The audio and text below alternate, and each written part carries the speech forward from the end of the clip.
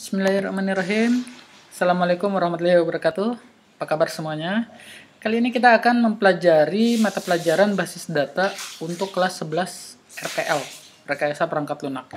Pada materi kali ini, kita akan pelajari bersama tentang dasar-dasar penulisan query pada MySQL.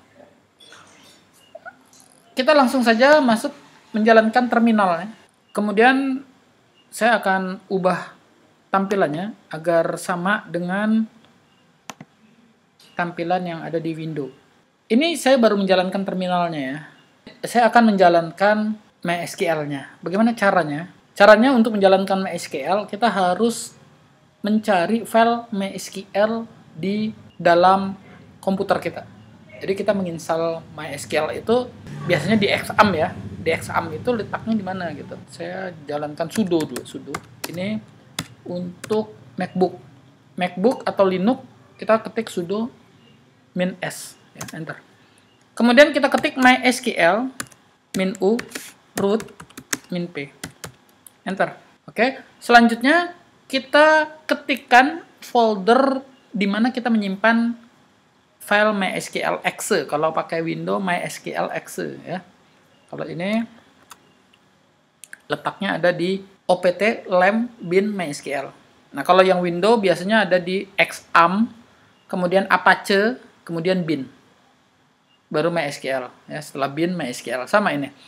Kemudian strip u atau -u root, enter. Nah, setelah itu kita masuk ke MariaDB. Sekarang kita akan mempelajari query dasar yang ada di MySQL ini. Yang pertama, setiap kali kita mengakhiri perintah, di sini MariaDB menginformasikan kepada kita bahwa apabila kita mengakhiri perintah atau comments, kita harus mengetikkan tanda ini, titik koma atau \g. Bagaimana kalau kita lupa dengan menuliskan tanda ini? Maka kalau tidak diketik titik koma atau \g, MySQL tidak akan menjalankan perintah yang kita berikan. Maksudnya apa? Maksudnya dia masih minta perintah selanjutnya. Jadi bisa saja perintah yang kita buat ada 2 baris, 3 baris, 4 baris, nggak jadi masalah. Tapi MySQL belum menjalankan perintah tersebut. Kecuali sudah kita akhiri dengan tanda titik koma atau \g. Kita coba ya. Perintah dasarnya adalah select. Select ini memilih perintah dasar yang akan kita gunakan. Misalnya selectnya now. Saya akan nampilkan select now. Kemudian kita akhiri dengan tanda kurung, ya, buka kurung, tutup kurung. Sesuai dengan perintah MariaDB atau MySQL, setiap perintahnya harus diakhiri dengan tanda titik koma, ya. Maka di sini harus kita akhiri dengan tanda titik koma. Kemudian enter. Nah, hasilnya adalah seperti ini, ya. Jadi waktu kasih perintah select now, ini perintah kita tadi yang kita ketik, dia akan menampilkan hasil akhir ini. Now, saat ini tanggal 30 bulan 8 tahun 2020. Gitu ya, kira-kira ya. Ini jamnya sampai detiknya. Kemudian one row ini dia menampilkan bahwa perintah yang kita berikan tadi hasilnya itu adalah 1 baris. Dan hasilnya ditampilkan selama 0,000 second. Perintah berikutnya saya akan coba lagi. Ketik lagi select now. Kemudian saya akan menampilkan perintah selain now. Jadi ada 2 atau 3 perintah, tetapi perintahnya berbeda-beda. Select now, kemudian user, buka kurung, tutup kurung, koma lagi, dan version. Apa maksud query ini? Query ini meminta MySQL menampilkan, ya, menampilkan select ini maksudnya, menampilkan now, waktu sekarang, kemudian usernya, user pengguna ini, nanti kita lihat ya, dan version, versi dari MySQL yang kita gunakan. Kemudian kita akhiri dengan tanda titik koma. Jangan lupa. Enter. Perhatikan di sini sekarang hasilnya. Sama, MySQL menampilkan 1 baris dari perintah yang kita minta. Hasilnya ini. Kemudian user, ini, root. Kemudian version, versinya, versi MariaDB-nya atau MySQL-nya adalah 10.3.16. Ini yang saya gunakan. Ini mungkin setiap komputer beda-beda, ya, tergantung dari tipe Xampp yang diinstal. Kemudian perintah berikutnya, ini kan tadi kita mengetiknya dalam 1 baris. Satu baris perintah. Bagaimana kalau kita mengetiknya menjadi 3 baris? Boleh. Caranya bagaimana? Caranya ketik select now, buka kurung, tutup kurung, koma. Ya, koma ini artinya kita akan menambahkan perintah yang kedua. Perintah keduanya apa? Boleh kita tekan tombol enter untuk masuk ke baris berikutnya. Nah, ketika kita tekan tombol enter, ya, dia belum mengeksekusi perintah kita. Kenapa? Karena belum dikasih tanda titik koma atau backslash G.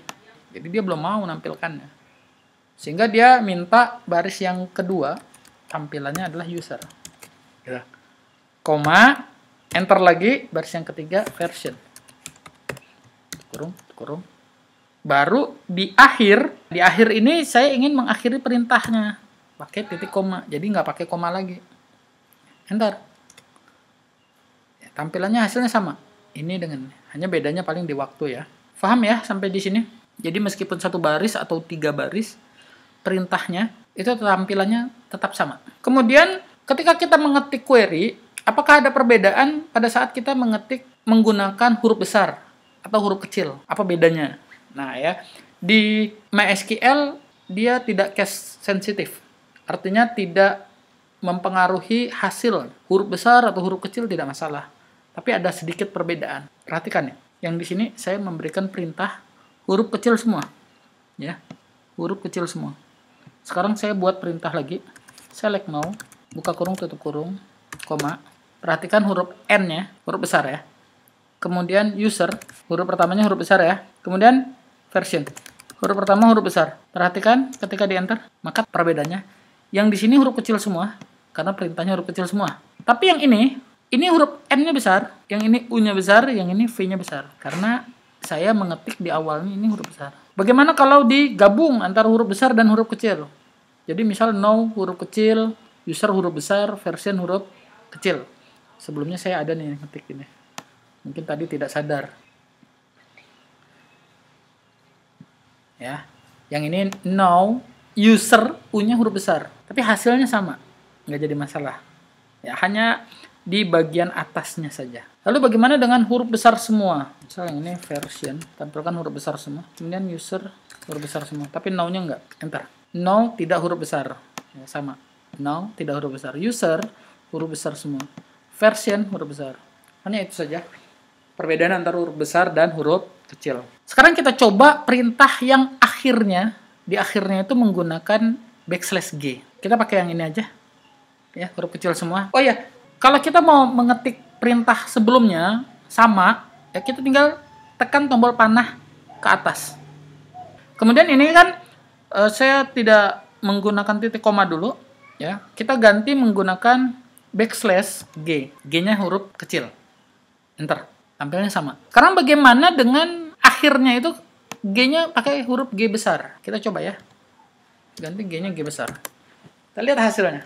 Perhatikan. Kalau kita menggunakan G kecil, tampilan hasil dari perintah kita ditampilkan dengan tabel. Tapi kalau pakai huruf G besar, kita mendapatkan hasil yang berbeda. Now, seperti ini, user, version. Tidak ada tabelnya. Perbedaannya seperti itu aja. Oke, paham ya? Sampai di sini. Jadi hanya untuk backslash G, huruf kecil, huruf besar itu berbeda tampilan.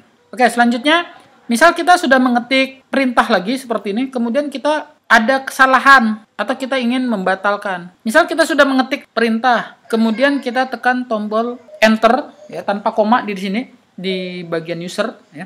Tidak ada komanya, kemudian kita ketik version. Mengetikkan ini ya select now, user, version. Di user ini kita tidak memberikan tanda koma. Kemudian kita enter. Ini kan sulit nih untuk memperbaikinya. Pasti error kalau kita kasih titik koma, kemudian kita tekan enter. Terjadi error. Jangan kaget kalau misalnya ada error seperti ini. Gimana nih gitu. Cara memperbaikinya gimana? Sebenarnya nggak jadi masalah. Tinggal kita ulang saja perintahnya. Sekarang kita perbaiki dulu.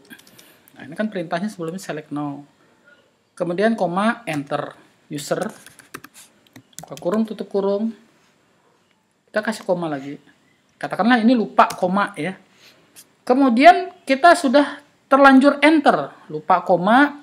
Kemudian sudah terlanjur enter. Kita mau kasih koma di sini boleh. Tapi misal sudah ketik juga version. Buka kurung, tutup kurung. Enter. tidak bisa diperbaiki menggunakan delete atau backspace, tidak bisa. Lalu bagaimana cara memperbaikinya tanpa menampilkan pesan error? Caranya kita batalkan saja perintah ini dengan memberikan perintah \c. Ya, \c ini untuk cancel atau membatalkan perintah kita. Enter. Jadi dia tidak ada pesan error. Oke, itu saja dasar penulisan query pada MySQL dari saya. Cukup sekian, mudah-mudahan bermanfaat. Di video yang akan datang kita akan bahas perintah-perintah berikutnya, dari mulai membuat database, kemudian menghapusnya, dan seterusnya. Mudah-mudahan diberikan kemudahan untuk membuat video yang berikutnya. Saya akhiri, wassalamualaikum warahmatullahi wabarakatuh.